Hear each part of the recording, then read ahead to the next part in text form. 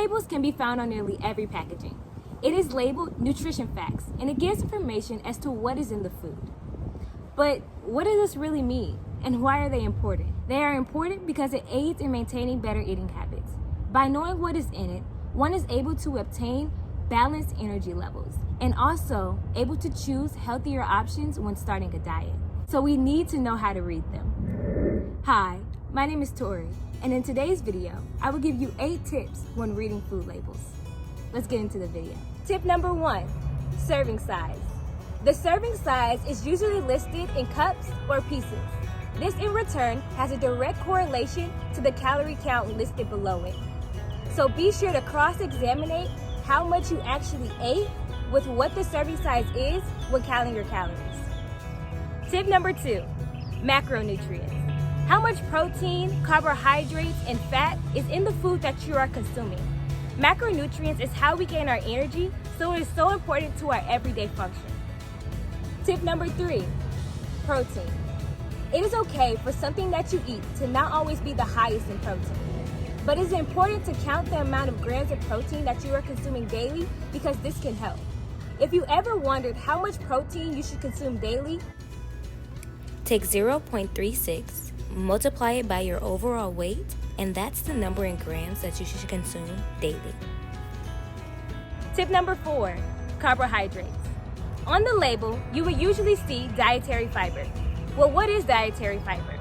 Dietary fiber is a type of carbohydrate that increases bowel movements, lower blood glucose levels, and cholesterol levels. Below it, you may also see total sugar. Total sugar is the amount of sugar that is in that particular serving. And you may also see added sugar. Added sugar is added to make it taste better. You want to make sure that the added sugar is very low in grams or nothing at all. The suggested daily value of carbohydrates is 275 grams per day according to a 2,000 calorie diet. Tip number 5, fats. You have usually seen trans, saturated, and unsaturated fats listed. But what do these really mean? When trying to be healthy, try to steer away from saturated fats because they have been known to link to high cholesterol levels and heart disease. Also, trans fats because they appear in foods and hydrogenated vegetable oil and leads to LDL, also known as bad cholesterol. Tip number 6, it is important to look at the list of ingredients and its order. The order in which the ingredients are listed on the packaging has a direct link, greatest to smallest, of that presence in that item. So be careful when picking up things that have sugar or other things that aren't that good for you listed at the top of the ingredients. Fun fact, I'm sure you may have wondered at one time or another what the percentages next to each section mean. This is the total percentage of the amount of that section that you should consume daily, seeing that you have a 2,000 calorie daily diet. Tip number 7, the less ingredients, the better. Knowing exactly what is in the product is best, and this usually means that it's less processed. Tip number 8, look for more products that have more vitamin D, fiber, iron, potassium, and calcium, as these are usually struggling points for the average American diet. Bonus tip, and finally, tip number 9.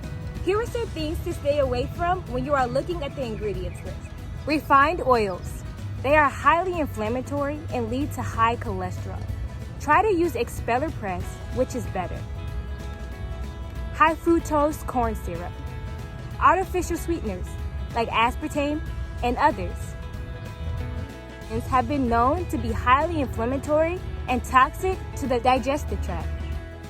High-fat dairy products. High-fat dairy products are also high in saturated fats, and we know that that is something that we probably should stay away from. One of the key steps when having better eating habits is making sure that you are vigilant in what you are eating.